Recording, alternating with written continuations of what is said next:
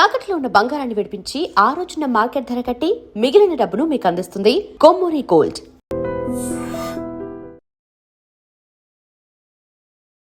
నమస్కారం, welcome to I dream. ధర్మ మార్గం విత్ విజిత కార్యక్రమానికి స్వాగతం.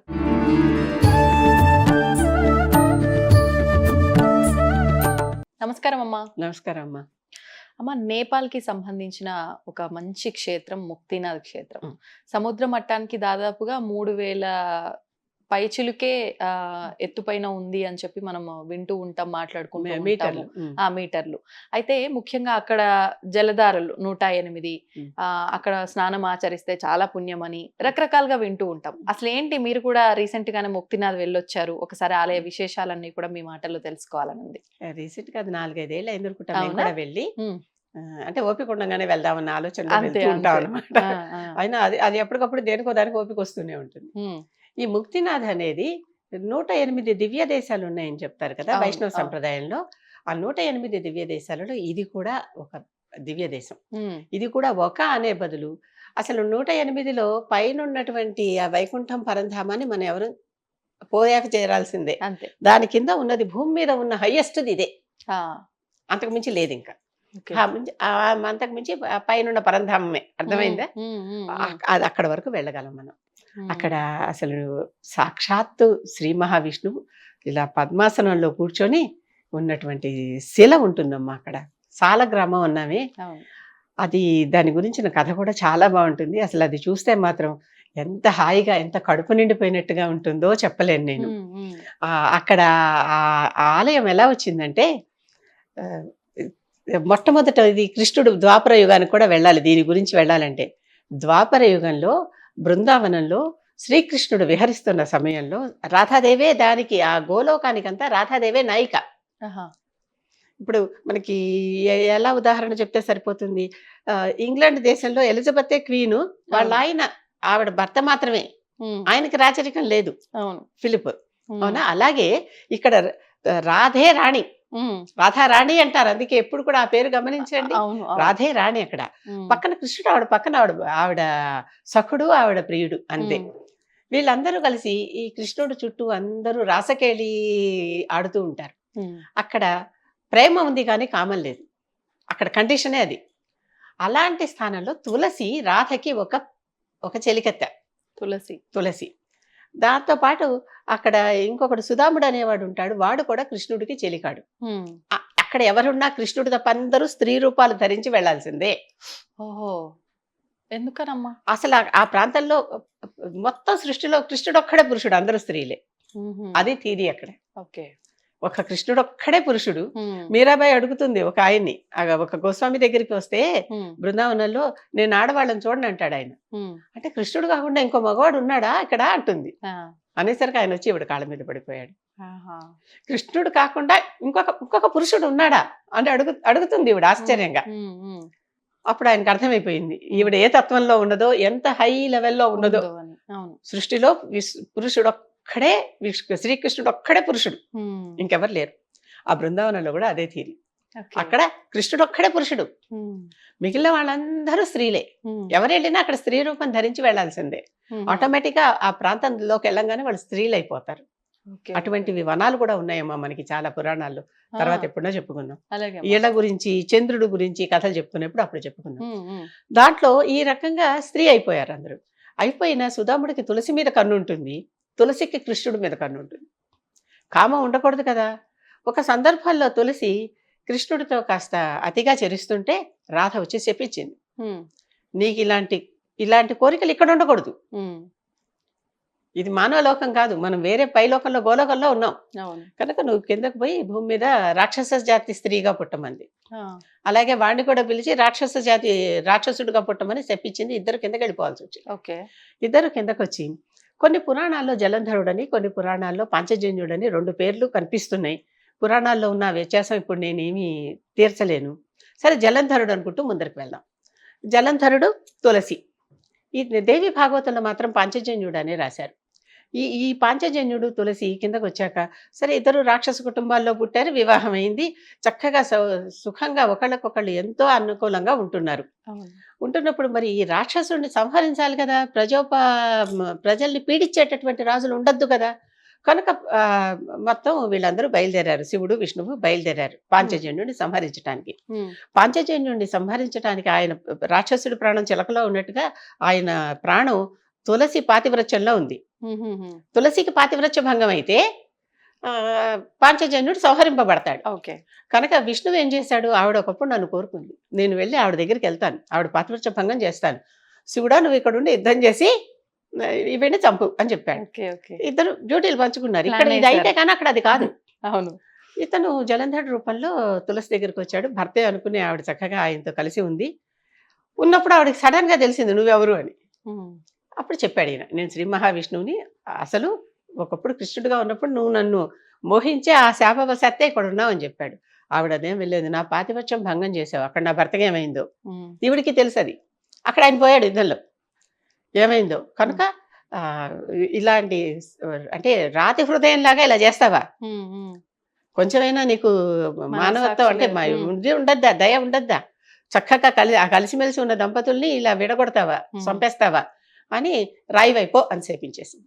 ఓ, ఎలా ఉన్నవాడు అలా రాయి వైపో అని సేపించింది. అట్లాగే కూర్చున్నవాడు కూర్చున్నట్టు రాయి అయిపోయినట్టు ఉంటుంది విగ్రహం గుళ్ళో. ఉమ్, ఆ రాయి అయిపో అని చెప్పించిందా, కృష్ణుడు వెంటనే విష్ణువు చెప్పాడు, నీ కోసమే వచ్చాను తల్లి, నువ్వు నన్ను కోరుకున్నావు, అప్పుడు ఏమిటి ఇదంతాను, ఉమ్, సరే నువ్వు నన్ను చెప్పించావు, నువ్వు తొందరపడ్డావు, నన్ను గ్రహించుకోలేదు నేను ఎవరో, అందుకని చెప్పించావు, నువ్వు కోరుకున్నవాడే నీ దగ్గరికి వచ్చాడన్న విషయం నీకు తెలుసుకోలేకపోయావు, కనుక నీకు శాపం ఇస్తున్నా, ఒక్కసారి నువ్వు గండకి నదిలాగా మారిపో ఉమ్, ఉమ్. అని శాపం ఇచ్చాడు. ఆ నదిలో ఉన్న ప్రతి శిల శ్రీ మహావిష్ణువే. ఆ, గండకీ నదిలో ఒక రాయి తెచ్చుకున్నా అది శ్రీ మహావిష్ణువే. ఇప్పుడే మా ఇంట్లో మీరు చూశారు, అవును చూసాను. నల్లరాళ్లే ఉంటాయి, ఎందుకంటే విష్ణుమూర్తి నలుపు, నలుపు. నల్లరాళ్లే ఉంటాయి దాంట్లో. ఉమ్, ఆ నల్లరాళ్ళన్నీ శ్రీ మహావిష్ణువుకి సంకేతం. అక్కడి నుంచి సాలగ్రామం అంటాం దాన్ని మనం. ఆ సాలగ్రామాన్ని తెచ్చి ఇంట్లో పెట్టుకుని పూజ చేసుకోవచ్చు. ఉమ్. చాలా మంది సాలగ్రామాలు పెట్టుకోకూడదు, పూజ అంటారు. చేయకూడదు, తీసేయాలి, ఇవన్నీ నేనైతే నమ్మను. ఉమ్. మన దేవుణ్ణి మన ఇంట్లో తెచ్చి పెట్టుకోవద్దంటానికి ఎవరండి, దానికి కావాల్సిన పూజ నైవేద్యాలు అంటే మనం దండమైనా పెట్టుకుంటాం కదా. అంటే మీకు చేతనైతే చెప్పన్న భోగు పెట్టి పూజలు చేయండి, అంతే. శక్తి ఉన్ననాడు. శక్తి లేదు, నెమ్మదిగా తగ్గిపోతుంది. ఉమ్, చెప్పాం కదా ఎన్ని రకాల పూజలు చేయాలో అనేది, అవును. ఎన్ని ఉపచారాలు, చతుష్టాస్తి ఉపచారాల నుంచి ఒక్క ఉపచారం మనకు ఓపిక అయిపోయింది, మరి ఏం చేస్తాం, నమస్కారం, ఇది కూడా ఉపచారమే. ఉమ్, నమస్కారం చేయడం నమస్కారం చేయటం, కనీసం ధూపదీప నైవేద్యాలు పెట్టండి, అంతే. ఇవి అందరూ చేయదగినవి.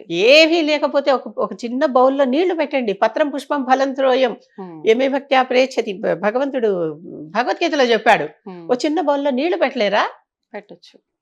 పెడుతున్నారు కదా, ఆ మాత్రం అంటే కనీసం అనేది. ఉమ్. అందరూ బాగా చేయగలిగే వాళ్ళు కూడా అన్ని మనసి చెంచాడు నీళ్లు పెట్టమని కాదు నా ఉద్దేశం. అక్కడ ఉమ్. మీ శక్తి ఉన్నప్పుడు నీకేమిస్తే అది ఇవ్వాలి దేవుడికి, అవును, అవును, కనుక నీ శక్తి ఉన్నప్పుడు చెయ్యి, శక్తి లేనప్పుడు కనీసం అది చెయ్యి, అంతే. అది కూడా పూజే.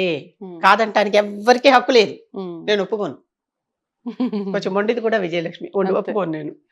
కనుక ఆ రకమైనటువంటిది చేయండి. ఇప్పుడు గండకీ నది అంతా చల్లటి నీళ్లు, హిమాలయాల్లో ఎక్కడో హయ్యెస్ట్ పాయింట్లో ఉన్న చోట నుంచి ఆ గండకీ నది ప్రవహిస్తూ ఉంటుంది. ఆలయంలో 108 గోముఖాల ద్వారా అవును. ఆ గండకీ నది నీరు వస్తూ ఉంటుంది. ఎంత చల్లగా అంటే, మేము వెళ్ళిన రోజు ఆ ముందర రోజే ఒక ఆవిడ ఆ చల్లనీరు గుండు మీద పడంగానే బ్రెయిన్ హెమరేజ్ వచ్చిపోయిందట. బా.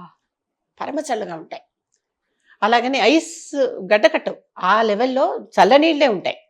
ఇప్పుడు ఇక్కడ ఇలాగా సర్క్యులర్ షేప్లో ఇలా ఉంటుంది, అది సెమీ సర్క్యులర్ షేప్లో 108 గోముఖాలు, అవును. ఇత్తడి పంచలోహ గోముఖాలు, ఇత్తడి గోముఖాలు అంటే ధారలు పడేది గోముఖాలు పెట్టారు, ఉమ్, ఉమ్. తర్వాత ఎప్పుడో పెట్టుంటారు. ఈ వీటి కింద నుంచి నడిచెళ్తే పడిపోకుండా ఇటు పక్క రైలింగ్ పెట్టారు, కింద రబ్బర్ మ్యాట్లు వేశారు, మరి నీళ్లలో జారి పడితే అవునవును. రబ్బర్ మ్యాట్లు వేశారు. నుంచుంటే పరిగెత్తుతుంటేనే మనం పరిగెత్తలేం, కూడా పరిగెత్తలేము, తడి బట్టలతో పరిగెత్తలేము, వి ఓన్లీ వాక్. అంతే. మన చేతనైన పేస్లో నడవగలం, ఉమ్. ఫాస్ట్ వాక్ కూడా ఉండదు అక్కడ. వెళ్ళలేం. ఉమ్. కనుక ఇక్కడి నుంచి బయలుదేరి అలా తిరిగి బయటకు వచ్చేసరికి రాగలిగాం, చేసాం, రాగలిగాం. ఎవరో ఒకళ్ళు మాకు ఉపాయం ఏమని చెప్పారంటే, పైన ఏమన్నా ఒక చిల్లుల ప్లేట్ లాంటిది పెట్టుకుంటే దాని మించి పడుతుంది, డైరెక్ట్గా అది మీద పడకుండా అని చెప్పారు. కానీ అది పట్టుకోవటం కూడా మాకేం కుదరలేదు. పెట్టుకున్నాం కానీ కూల్ అయిపోతుంది కూడా. మనకి నడవనే నడుస్తామా, ఇవే పట్టుకుంటామా, కుదరదు అలాగా అవన్నీ. అవును. అలా నడిచి వచ్చేయటం అనమాట ఇది. ఆ తర్వాత బయటకు వచ్చాక అక్కడ పుణ్యకుండు పాపకుండు అని 2 కుండాలు ఉంటాయి. ఎంత చల్లగా ఉంటాయో చెప్పలేను. అక్కడ దాంట్లోకి దిగి చిన్న కుండాలు వేసేసి ఒక మహా అయితే 10x10 రూమ్ అంత ఉంటాయి. ఆ కుండాలని దాటి ఒక కుండను దాటి మళ్ళీ అంటే అక్కడ ఆ పాపం అంతా వదిలేసాం, మళ్ళీ ఇక్కడ పుణ్యం అంతా సంపార్జించుకున్నాం, మళ్ళీ బయటికి రావటం అనమాట. అలా బయటకు వచ్చేసి స్నానం చేస్తే అది అక్కడ చేసేటటువంటి మనకి ముక్తినిచ్చే ప్రదేశం. ఆయన ముక్తినాథుడు. ఆయన్ని దర్శించిన, ఆయన్ని చూసిన, ఆయన స్పర్శించటం అవకాశం లేదు మనకి, దగ్గర ముట్టుకొనివ్వరు కదా, కానీ చాలా దగ్గరగా మన ఇద్దరం కూర్చున్నంత దగ్గరగా మనం ఆయన్ని చూడొచ్చు. అక్కడ పెద్ద రష్ అది ఏమీ ఉండదు. అక్కడ ఏవో పక్కన హోమాలు అవి చేసేవాళ్ళు చేసుకుంటూ ఉంటారు, వాళ్ళ ఇష్టం, ఎవరిది వాళ్ళే. మనలాంటి వాళ్ళం అక్కడికి వెళ్ళి ఆ హోమాలు అవన్నీ కూడా చేసుకునేటటువంటి శక్తి మనకు ఉండదు కనుక చేసిన చోట దండం పెట్టుకుని ఆ హోమ భస్మం ఏదో నెత్తి మీద పెట్టుకుని వచ్చేయటమే, ఆయన్ని చూడటం. ఇక్కడి నుంచి మనం ఏమైనా డ్రై ఫ్రూట్స్ లాంటివి తీసుకెళ్ళి నైవేద్యం పెట్టి అది ఇంటికి తెచ్చుకోవటం, అంతకుమించి ఏం నిలవవు కదా ఇక్కడ దాకా వచ్చేదాకా. అది ఎంత అద్భుతమైన దర్శనము, ఎంత అద్భుతమైన యాత్ర, కష్టమైన యాత్ర, కష్టమైన యాత్రే. పైకి వెళ్ళడం కూడా కష్టమే అసలు, చాలా కష్టం మీద, ఎంతో ఘాట్ రోడ్, ఎంతో కష్టమైన ఘాట్ రోడ్ మీద వెళ్ళాక అక్కడి నుంచి మళ్ళీ ఒక 400 మెట్లు ఎన్నో ఎక్కాలమ్మా. ఘోడాల మీద వెళ్ళాం మేము కొంత దూరం. వెళ్ళాక అప్పటికి కూడా ఇంకో 100 మెట్లు ఎక్కాల్సి వచ్చింది. అంతే అంతే. అంత దాకా లేదు. మెట్లు కూడా సరిగ్గా అంటే ఆర్గనైజ్డ్ గా ఉండవు. మనం ఇప్పుడు కొత్తగా కట్టుకున్న మెట్లలాగా ఉండవు, పాతవి కదా. కొంచెం కష్టం మీదే వెళ్ళాలి. మధ్యలో కాసేపు కూలబడి కాసేపు కూర్చుని మళ్ళీ కాస్త దమ్ము బ్రీతింగ్ కూడా ఇబ్బంది అవుతుంది. అంటే హైయర్ ఆల్టిట్యూడ్ వెళ్తున్న కొద్దిగా ఆక్సిజన్ తక్కువ అవుతుంది. మాకు ఆక్సిజన్ ప్రాబ్లమ్స్ ఎప్పుడూ రాలా. మాకు పూర్తిగా లడాక్ వెళ్ళినా కూడా, హైయెస్ట్ పాయింట్కి వెళ్ళినా కూడా ఖర్దుంగ్లా పాస్ అంటారు, అక్కడికి వెళ్ళినా మాకు ఎప్పుడు, ఈవెన్ మానస సరోవరం వెళ్ళినా ఎక్కడికి వెళ్ళినా మాకు ఆక్సిజన్ ప్రాబ్లం రాలేదు. కానీ గ్యాస్పింగ్ ఏంటంటే ఎక్కటం అలవాట్లేదు కదా, ఇంట్లో కూర్చుని కాళ్ళజాప కూర్చునే అలవాటు ఉన్న వాళ్ళకి ఒక్కసారి మెట్లు ఎక్కువ కొండలు ఎక్కువ అంటే ఆయాసం వస్తుంది. అలాంటి ఆయాసం వచ్చింది అది. కానీ ఎంత బాగుంటుందో, ఎంత ప్రకృతిలో మమేకమైపోతామో, తిరిగి రాబుద్ధి వెయ్యదు, అక్కడే ఉండిపోబుద్ధి వేస్తుంది. ఆ హెలికాప్టర్లలో వెళ్తుంటే హెలికాప్టర్లో చేయి చేస్తే కొండ తగులుతుందా అన్నంత దగ్గరగా వెళ్తారు వాళ్ళు. కొండల దగ్గరికి ఎందుకు వెళ్తారు, మధ్యలోకి వెళ్ళొచ్చు కదా, కొట్టుకుంటామేమో అని అనిపిస్తుంది. కానీ కొండల దగ్గరికి వెళ్తే వాళ్ళకి ఆల్టిట్యూడ్ తక్కువ ఉంటుంది, హెలికాప్టర్ ఫ్లై అవుతుంది. అంటే కింద ఒక దగ్గరలో భూ ఉంటుంది. అది వాళ్ళ టెక్నిక్స్ వాళ్ళకు, వాళ్ళది వాళ్ళకి. కనుక చాలా బాగుంటుందమ్మా, ఎంత హాయిగా ఉంటుందో చెప్పలేను. ఎంత అంటే హాయి, సుఖం, శాంతం ఒకటి కాదు, అన్నీ దొరికే చోటు ముక్తినాథ్. అదే ముక్తి. ముక్తి లభిస్తుంది ఆ క్షేత్రానికి వెళ్ళి దర్శనం చేసుకుంటా అంటారు. ఆ నీళ్లు తులసి.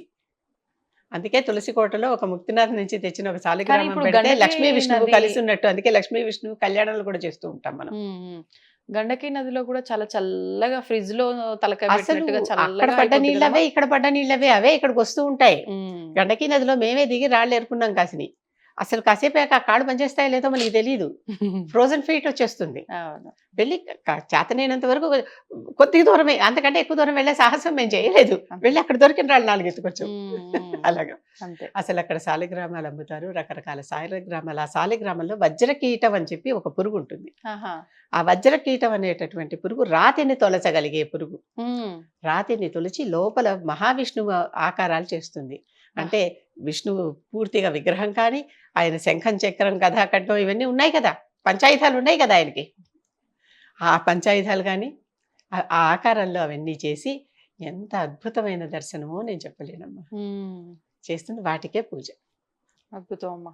ప్రతి రాయి విష్ణువు అన్నానే, ప్రతి రాయిలోనూ ఆ రాయి పగలు కొడితే లోపల విష్ణువు రూపం ఒకటి, ఏదో ఒకటి ఆయన శరీర భాగం ఒకటి కనిపిస్తుంది. అంటే ఆయన ఆయుధాల్లో ఒకటి.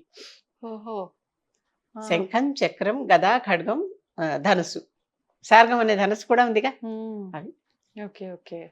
ఒకరెవరికో కొంటే గదలా కనిపించింది ఒకటి. సాధారణంగా శంఖ చక్రాలు కనిపిస్తాయి, గద కూడా కనిపించింది, నేను చూశాను. ఇప్పుడు మీరు తెచ్చిన దాంట్లో? నా దాంట్లో చక్రాలు ఉన్నాయి. ఇంకా కొన్ని ఉన్నాయి. పగలగొడదామా నేను నిన్న మొన్న అనుకున్నాను కానీ వదిలే, తొందరపడొద్దని మళ్ళీ ఆగాను. పగలగొట్టడం, పగలగొట్టి పెట్టాలా? పగలగొట్టకుండానే పూజ చేయాలి. భంగం అయితే పూజ చేయొద్దంటారు కదా. అయినా సరే భంగం అయినా కూడా మన దేవుడు, మన అమ్మకు ఒక కాలు ఇరిగితే పారేస్తామా? తెచ్చి మళ్ళీ ఇంట్లోనే పెట్టుకుంటాంగా. అంతే. అవునా? అవునమ్మా. ఆ ఒక్క కాలు అమ్మనే ఇంటికి చెక్క అన్ని ఆవిడ దగ్గర మంచం దగ్గర కూర్చోబెట్టి అన్ని చేస్తామా? మన అమ్మకు మన నాన్నకు ఒక కాలు చేయ విరిగితే పారేస్తామా? అయ్యో భంగం అయింది నువ్వు ఇంట్లో పనికిరావంటామా? అవును. లేదు కదా. ఆ దేవుడు అంతే. ఉమ్, మరి తల్లి తండ్రి గురువు దైవం ఉన్నారు కదా. నా ఫిలాసఫీ ఇంతే. అంతే. ఎవరు ఎన్ని చెప్పినా నేను సాంప్రదాయవాదిని కాదు, కానీ భక్తురాలి. అందరి దారి ఇట్లుంటే మీ దారి ఇట్లుంటది. ఉన్నా సరే నన్ను చేర్చేది అక్కడికే. అంతే. ఆ. ఎవరి నమ్మకం వాళ్ళదమ్మా, వాస్తవం మీరు అన్నది. ఎప్పటికైనా అది ఉమ్, అమ్మా మనసు ఖండించిన గైడ్ ఇంకోటి లేదు. అంతే. ఇదే కదా. ఇక్కడ దూకు అక్కడ చివరకు వైన్ బాటిల్ తాగుతావా తులసి తీర్థం తాగుతావా అని చెప్పేది అదే కదా. అంతే. అంతే. అంతేనా? అవును. నాకు ఇది ఇష్టమా మనసు తెలుస్తుంది ఒకటి. మన కృతం రామ, మనస్సు చేసేదే చేసేది. ఉమ్, అందుకే చంద్రుడిని ఎప్పుడు మంచిగా ఉంచుకోవాలి. ఉమ్.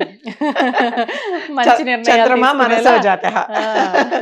మనస్సును కంట్రోల్ చేసేది చంద్రుడు అదే. కనుక అందుకే పున్నమి అమావాస్యలకు మనం ప్రత్యేకమైన పూజలు అవి చేసుకుంటూ ఉంటాం. అవును. అవి చెయ్యండి, దేవుడు అనుకూలిస్తాడు. అంతే. ధన్యవాదాలమ్మా. దీన్ని తవ్వండి, తవ్వుతూనే శివలింగం. పరమాత్మకు జీవా సరే దాన్ని అట్లా కప్పేసేయండి, చూపించదండి. Krishna is there. మూర్తి పూజ కాదు, సాక్షాత్ బ్రజేంద్ర నందన భగవాన్ ఉన్నారు మూర్తిలో. ఏమీ ఆశించకుండా ఆరాధించే వాళ్ళు కూడా ఉన్నారా ప్రభుజీ? నిజమైన భక్తి అంటే మనకు తెలియదు కాబట్టి